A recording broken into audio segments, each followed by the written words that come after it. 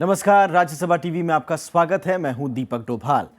बिहार में आज तीसरे दौर का चुनाव शांतिपूर्ण तरीके से संपन्न हो गया है। हालांकि वोटिंग प्रतिशत पहले दो दौर से थोड़ा कम हुआ है। 53.32% इस बार मतदान हुआ और ये चरण इसलिए भी अहम था क्योंकि इसमें लालू प्रसाद यादव के दोनों बेटों की राजनीतिक पारी का फैसला होना है। वहीं इसके साथ साथ चौथे दौर का चुनाव प्रचार भी तेज हो गया है। एनडीए की ओर से अमित शाह तो महागठबंधन की ओर से नीतीश कुमार ने चुनावी सभाएं करते हुए आज वो दिखे। इसके साथ साथ आपको दिखाएंगे चुनाव से जुड़ी कुछ और खबरें, लेकिन सबसे पहले हेडलाइंस पर एक बार फिर से नजर करें। पहले दो दौर के मुकाबले तीसरे दौर में कम हुआ मतदान। 6 जिलों की 50 सीटों के लिए 53% से ज्यादा वोट डाले गए।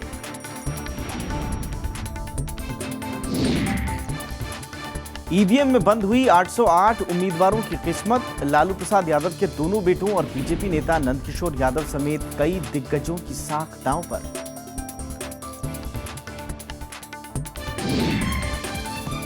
चौथे दौर के लिए प्रचार तेज। बीजेपी अध्यक्ष अमित शाह ने गोपालगंज में की 3 रैलियां।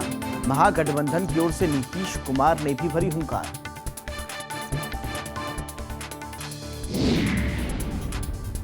और आजादी के 67 साल बाद भी बिजली से महरूम है गोपालगंज का हरिहरपुर नाव का टोला गांव। सड़क, पानी और शिक्षा का भी खासा अभाव।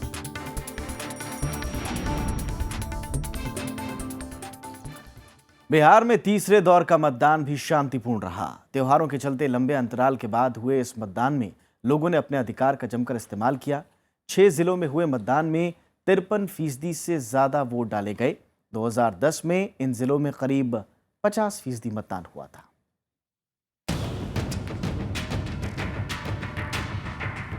पटना, सारण और नालंदा की ये तस्वीरें पोलिंग बूथों में लगी मतदाताओं की कतारों की हैं।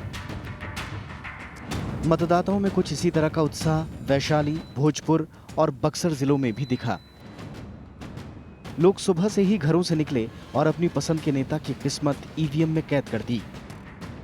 विकास के आधार पर वोट दिया है। विकासी मुद्दा है। उम्मीद करती हूँ कि जो भी सरकार आए अच्छा काम करे और अच्छा प्रदर्शन करे। तो हम लोग अग्रसित राज्य के रूप में देखना चाहते हैं ताकि हम लोगों का जो मान सम्मान है वो बरकरार रहे पूरे देश में। सूबे की 243 सीटों में से 50 सीटों पर हुए इस चुनाव में 6 जिलों में मतदान हुआ। इस दौर में करीब 1 करोड़ 45 लाख मतदाता थे, जिन्हें 808 प्रत्याशियों की किस्मत का फैसला करना था। Average turnout is 53.32%. 53.32. Yeah. And in last assembly election it was 50.08%, and in last Lok Sabha election it was 50.27%. इस चरण में लालू प्रसाद यादव के दोनों बेटों महुआ से तेज प्रताप यादव और राघोपुर से तेजस्वी यादव की किस्मत दांव पर लगी है। इसके अलावा पटना साहिब सीट से बीजेपी नेता नंदकिशोर यादव, जेडीयू के 2 मंत्री, फुलवारी सीट से श्याम रजक और नालंदा सीट से श्रवण कुमार की किस्मत भी इसी चरण में कैद हो गई है। Bureau report, Rajya Sabha TV. तीसरे चरण के चुनाव में भी पिछली बार हुए चुनाव से ज्यादा वोटिंग हुई है। जिलावार बात करें तो सारण जिले में इस बार 52.50% वोट डाले गए। 2010 के चुनाव में यहाँ 49% मतदान हुआ था, जबकि 2014 के लोकसभा चुनाव में यहाँ 52% वोट डाले गए थे। इसी तरह वैशाली जिले में इस बार 54.82% वोटिंग हुई। 2010 में जो विधानसभा चुनाव हुआ यहाँ पर 53.81% वोट डाले गए, जबकि 2014 के लोकसभा चुनाव के दौरान 47.01% वोटिंग हुई। इसी तरह से अगर नालंदा की बात करें तो इस बार यहाँ पर 54.11% वोटिंग हुई है, जो पिछली बार से ज़्यादा है। लेकिन आप स्क्रीन पर देख रहे हैं पटना ज़िला हम आपको बता रहे हैं, जहाँ पर 51.82% मतदान हुआ है, जो पिछली बार के यानी कि 2010 और 2014 के लोकसभा चुनाव से ज़्यादा है। इसी तरह से भोजपुर ज़िले में भी इस बार अच्छा मतदान हुआ है पिछली बार के मुकाबले।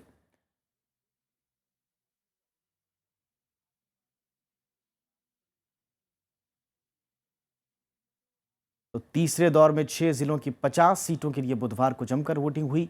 ये चरण इसलिए भी महत्वपूर्ण है क्योंकि राजनीतिक पारी शुरू कर रहे लालू प्रसाद यादव के दोनों बेटों की किस्मत ईवीएम में बंद हो चुकी है। वोटिंग के दौरान खासा उत्साह देखा गया। अलग अलग राजनीतिक दलों के कई बड़े चेहरे भी अपने हक का इस्तेमाल करते दिखे।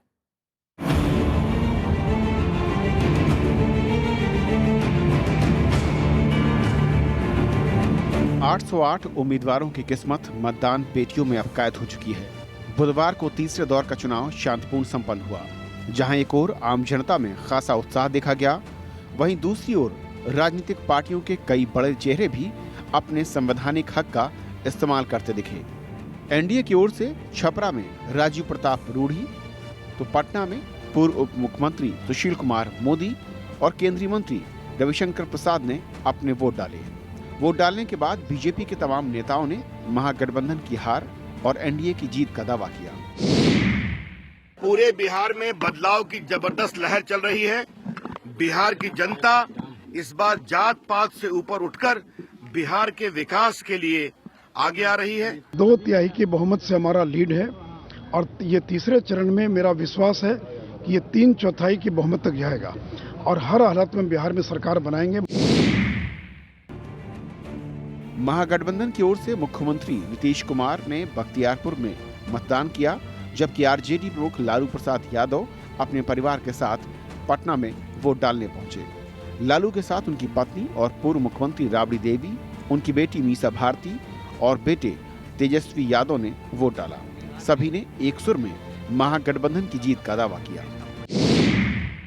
मैंने अपना वोट डाल दिया है और वोट डालने के लिए हम यहाँ आए हैं और वोट डालने के बाद हम आगे के चुनाव प्रचार में निकल रहे हैं। सभी मतदाताओं को अपना वोट डालना। बिहार हम लोग स्वीप कर रहे हैं, इसलिए इनकी बेचैनी बढ़ी है और बिहार में जितने भी जगह से हम लोग जिस हिसाब का पहला 2 फेज का पोलिंग हुआ, हम लोग काफी अपर हैंड में है। तीसरे दौर के 6 जिलों की 50 सीट पर चुनाव अब पूरा हो चुका है।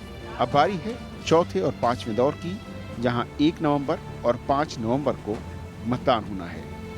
Bureau report, Rajya Sabha TV. और तीसरे चरण में मतदान फीसदी को सियासी दलों ने अपने अपने पक्ष में भुनाना भी शुरू कर दिया है।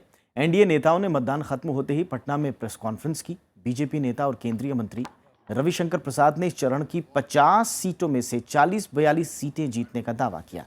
दूसरी तरफ महागठबंधन ने भी अब तक हुई वोटिंग के बाद 2/3 बहुमत महागठबंधन को मिलने का दावा किया है।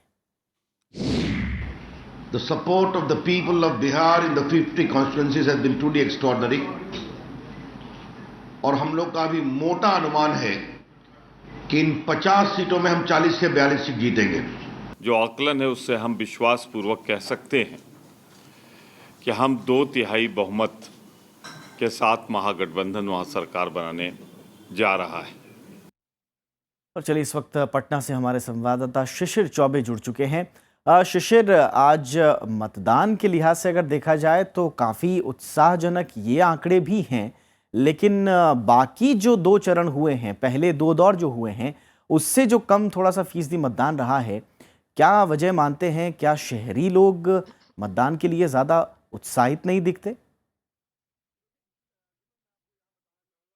देखिए दीपक, मैं आपको यहाँ बताना चाहूँगा कि जिस तरीके से मतदान का जो शुरू से क्रम चला था और जहाँ मैं मौजूद था वेटनरी कॉलेज फील्ड में, वहाँ लालू यादव अपने पूरे परिवार के साथ, पूरे कुनबे के साथ मतदान करने आए थे। लेकिन सुबह में जो जिस तरीके से लोग बाहर आ रहे थे, जो वोटिंग करने के प्रति, जो लोकतंत्र के प्रति एक उनका उत्साह था, उसको देखकर लगा था कि जो ट्रेंड रहे हैं पुराने, जो रिकॉर्ड रहे हैं पुराने, वो टूटेंगे और मतदान का एक नया रिकॉर्ड देखने को मिलेगा। लेकिन अंततः शाम होते होते 5 बजते जो ट्रेंड था वोटिंग का, पटना में भी एक उम्मीद की जा रही थी कि जितना वोटिंग प्रतिशत पहले 2010 और 2014 में देखने को मिला था, उससे ज़्यादा मिलेगा। लेकिन सबसे अहम बात यह है कि 2010 में जिस तरीके से महिलाओं और युवाओं ने वोट डाला था, 2014 में भी ये चीज़ देखने को मिला था। 2015 के चुनाव में वो चीज़ थोड़ी कमी दिखी। हालांकि वोट परसेंटेज बढ़े जरूर हैं, लेकिन कहीं ना कहीं एक निराशाजनक है, चूंकि ये परसेंटेज, चूंकि जो ज़्यादातर मतदान होने थे वो शहरी क्षेत्र थे। वो छपरा का इलाका ले लें, नालंदा ले लें या फिर पटना ले लें, भोजपुर के भी ज़्यादातर इलाके शहरी थे और बक्सर क्षेत्र में भी जो जहाँ मतदान हुआ है वो शहरी क्षेत्र में ही गिने जाते हैं, पूरी तरीके से रूरल एरिया नहीं है। तो उम्मीद की जा रही थी कि ये मतदान प्रतिशत अगर 57 या 58% होता तो ये माना जाता कि बहुत अच्छा मतदान हुआ है और लोगों के बीच एक जागरूकता देखने को मिली है। लेकिन ओवरऑल अगर हम बात करें तो निश्चित तौर पे लोगों ने अपना विश्वास दिखाया है। एक अलग तरीके का जो प्रयोग था आदर्श मतदान केंद्र का पटना में जिन लोगों ने देखा, वो भी खुशी जाहिर कर रहे थे, चूंकि जो फिजिकली डिसेबल्ड थे और जिन लोगों को जो वृद्ध थे, जिनको चलने में कठिनाई थी, उनके लिए सारी व्यवस्था की गई थी। लेकिन कुल मिलाकर कहें तो अभी भी मतदाता जो हैं बाहर आकर अपने मत का प्रयोग करने में कहीं झिझक रहे थे, और जो एक लोकतंत्र में जो एक महापर्व की तैयारी थी उसमें एक थोड़ी बहुत निराशा जरूर दिखती है। लेकिन जो अभी जैसा कि आप बोल रहे थे कि लोगों में एक जागरूकता की बात करें, तो जागरूकता तो है, लेकिन थोड़ा कमी जरूर रही। लेकिन पिछले जो लोकसभा चुनाव के दौरान जो वोटिंग हुई या उससे पहले 2010 विधानसभा की अगर बात करें तो उसके मुकाबले मतदान प्रतिशत जो है वो ठीक रहा है। ये एक शुभ संकेत जरूर कहा जा सकता है। बहुत बहुत शुक्रिया शिशिर हमसे बातचीत करने के लिए। और अब हम रुख करेंगे पटना का, जहां पर मणिकांत ठाकुर जी वरिष्ठ पत्रकार हमारे साथ जुड़ चुके हैं। उनका रुख करते हैं। मणिकांत जी, बहुत बहुत स्वागत है आपका। सर, अगर आप आज का जो पूरा ट्रेंड रहा वोटिंग का, परसेंटेज का, महिलाओं की इस बार भी ज़्यादा भागीदारी देखी गई। पहले जैसा कि मैं शिशिर से बातचीत कर रहा था अभी कि पहले 2 दौर के मुकाबले थोड़ा ज़रूर कम रहा है, लेकिन पिछले जो लोकसभा चुनाव हुए हैं या 2010 का विधानसभा चुनाव रहा, उसके मुकाबले में परसेंटेज अच्छा रहा, बढ़ा है। कैसे देखते हैं आप, किस तरह का आकलन आपका है आज की वोटिंग को लेकर? देखिए, सबसे बड़ी बात ये कि जो पिछले 2 चरणों का के बारे में जैसा कहा जा रहा था, जो राजनीतिक तौर पर लोग विश्लेषण कर रहे थे कि कहां किसका पलड़ा भारी या हल्का रहेगा, अब उससे अलग आज जो खबरें आ रही हैं, जिन इलाकों में वोट डाले गए हैं उनसे ऐसा दिख रहा है और विश्लेषण में वो बातें खुल के सामने आ रही हैं कि भारतीय जनता पार्टी गठबंधन को जो निराशा दिख रही थी पहले के 2 चरणों में, वो अब आशा में तब्दील हो रही है वो निराशा। और इस बार जो मतदान का जो प्रतिशत है, अगर उसको भी देखें तो ये लग रहा है कि निश्चित रूप से प्रधानमंत्री नरेंद्र मोदी की जो सभाएं हुई हैं पिछले 3-4 दिनों में, उसका खासा असर हुआ है। और ये खबर दल निरपेक्ष लोग जो हैं उनकी तरफ से आ रही है कि जो अत्यंत पिछड़ी जाति के मतदाता और पिछड़ी जाति के मतदाता, वो जो एक बेरुखी दिख रही थी भारतीय जनता पार्टी गठबंधन की तरफ से, उसको अपनी तरफ मोड़ने में या उसका रुख उस तरफ से इस तरफ करने में उनको सफलता मिली है। ये ऐसा दावा सिर्फ ऐसा नहीं है कि भारतीय जनता पार्टी की तरफ से हो रहा है, बल्कि आम लोग भी इस तरह का एहसास किया है आम लोगों ने, और वो ऐसा बता रहे हैं। तो कह सकते हैं कि कुछ फर्क आया है, और इससे बाकी आगे के 2 चरणों में महागठबंधन को हो सकता है कि और उनके लिए चुनौती बढ़ गई है और उनको ज्यादा मेहनत करनी पड़ेगी, और भारतीय जनता पार्टी को थोड़ी तसल्ली हुई है। नहीं, और जो बाकी के दो चरण रह गए हैं, जैसे कि आप बता रहे हैं कि एक राहत देने वाली खबर ज़रूर है एनडीए गठबंधन के लिए, लेकिन जो बाकी के 2 चरण बचे हुए हैं उनमें तो पहले से ही उनको स्ट्रांग होल्ड माना जाता है बीजेपी के लिए। पिछली बार जो 168 सीटें इन तीनों चरणों की जो थी, उसमें से अकेले बीजेपी ने ही 69-70 के आसपास सिर्फ बीजेपी को ही आई थी, और उस समय अगर जेडीयू को मिला दिया जाए तो ये आंकड़ा 120-130 को पार कर जा रहा था। तो ऐसे में तो महागठबंधन के लिए चुनौती का ये तो बहुत ज्यादा बड़ी चुनौती हो जाएगी अब दो चरण जो बचे हुए हैं उनके लिए। देखिए, चुनौती बड़ी है महागठबंधन के लिए, वो इस रूप में भी आप इसका आकलन कर सकते हैं या इसको महसूस कर सकते हैं। जब आज नालंदा में, जहां मतदान करने के लिए इस राज्य के मुख्यमंत्री गए थे, उनका गढ़ रहा है, वहां उनके खिलाफ लोगों ने जिस कारण से भी हो जो नारे लगाए मुख्यमंत्री के खिलाफ, और उनमें जो गुस्सा और रोष देखा गया, ये ऐसा पहले से इसकी कल्पना नहीं की जा सकती थी कि उनके इलाके में बख्तियारपुर में इस तरह की घटना सामने आएगी। और जो एक झुंझलाहट थी मुख्यमंत्री के चेहरे पर, उससे भी लग रहा था कि उनको जो खबरें मिल रही हैं वो उनके लिए बहुत अनुकूल नहीं है। एक तो वो बात, दूसरी बात की राघोपुर की बहुत चर्चा हो रही है, जहां लालू प्रसाद जी के लड़के चुनाव लड़ रहे हैं, वहां राघोपुर से भी ये खबर आ रही थी कि कई बूथ पर उनका विरोध भी वहीं के लोगों ने किया और वो स्वजातीय थे। तो ये तमाम बातें जो हैं, और इस तरह से ये माना जा रहा है कि वो वैसा उत्साह महागठबंधन में इस दौर के मतदान में पैदा नहीं हुआ है, और आगे के लिए हो सकता है कि अब ये दोनों हालांकि ये कयास हैं, ये अनुमान हैं, ये अनुमानों पर आधारित चर्चाएं हैं, उनका आकलन होना भी स्वाभाविक है अपने अपने लिहाज से। लेकिन 8 नवंबर का दिन ही ये तय करेगा कि दरअसल बिहार की जनता ने किसे अपना सरताज चुना है, किसको गद्दी सौंपने का मन बनाया है। बहरहाल बहुत बहुत शुक्रिया सर हमसे बातचीत करने के लिए और वक्त निकालने के लिए। आगे बढ़ते हैं। चौथे दौर के प्रचार के लिए बीजेपी अध्यक्ष अमित शाह ने बुधवार को गोपालगंज के हथुआ, भोरे और बरौली में कई चुनावी सभाएं की। उन्होंने विकास के नाम पर जनता से वोट की मांग की, जबकि लालू नीतीश की जोड़ी की जमकर आलोचना की। उन्होंने विशेष पैकेज की बात दोहराते हुए बिहार के विकास के कई चुनावी वादे किए। उन्होंने बीजेपी शासित दूसरे राज्यों की बात करते हुए बिहार के सुधार का वादा किया। अरे यार ऐसे नहीं हथुआ वाले हो, जरा जोर से बताओ कितने रुपयों का है? 1,25,000 करोड़ रुपए का पैकेज है और 40,000 करोड़ रुपया अतिरिक्त योजनाओं के लिए। 5 साल भारतीय जनता पार्टी के नेतृत्व में एनडीए को दे दीजिए, देश का नंबर 1 राज्य बनाकर रख देंगे मित्रों, नंबर 1 राज्य। और चौथे दौर के प्रचार में अब महागठबंधन ने भी पूरी ताकत झोंक दी है। बिहार के मुख्यमंत्री नीतीश कुमार ने बुधवार को गोपालगंज में 5 रैलियों को संबोधित किया। उन्होंने विकास के नाम पर जनता से वोट मांगे, तो वहीं छात्रों को उच्च शिक्षा के लिए 4 लाख रुपए का क्रेडिट देने का भी चुनावी वादा किया। उन्होंने प्रधानमंत्री और केंद्र सरकार की योजनाओं और वादों की जमकर आलोचना की। नीतीश कुमार ने गोपालगंज के कुचायकोट, भोरे, हथुआ और बैकुंठपुर में चुनावी सभाएं की। 10वां 12वां तक पढ़ने का रास्ता बनाया। अभी भी माँ बाप अपने बेटे बेटियों को सबको कॉलेज नहीं भेज पाते, इसलिए हम जो भी लड़का या लड़की को आगे पढ़ने की इच्छा होगी उनको 4 लाख रुपया का स्टूडेंट क्रेडिट कार्ड उपलब्ध कराएंगे।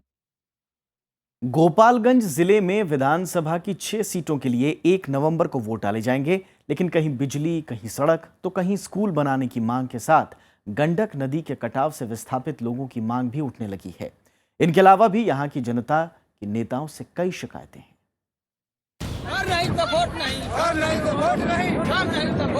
गोपालगंज विधानसभा क्षेत्र के ये लोग सरकार और प्रशासन की उपेक्षा से नाराज हैं।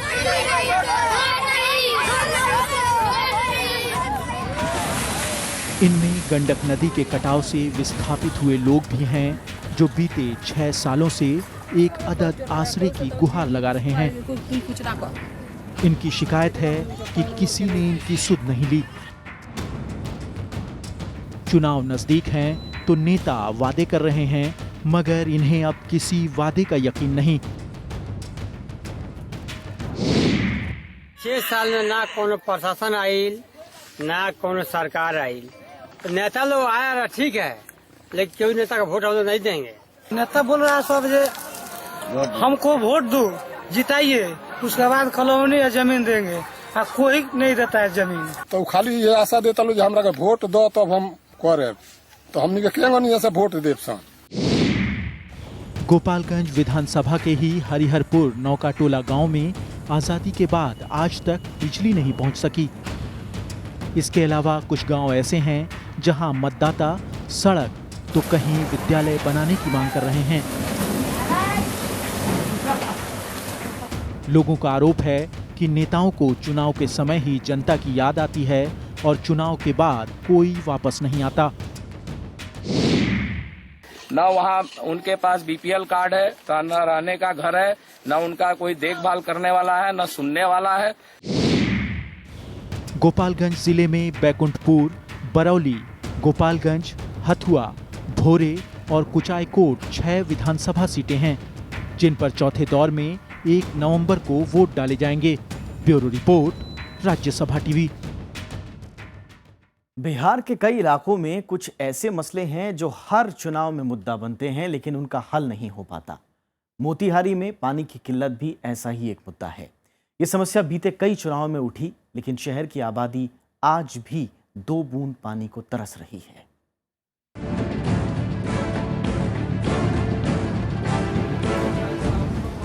करीब 2 लाख की आबादी वाले मोतिहारी में पानी की किल्लत विकराल हो गई है। कहने को शहर में बड़ी बड़ी इमारतें हैं, लेकिन उनमें रहने वाले लोग 2 बूंद पानी को तरस रहे हैं। पानी का मुद्दा पिछले चुनावों में भी उठा। लोगों ने नेताओं का घेराव भी किया, लेकिन पानी के नाम पर मात्र टंकी बना दी गई।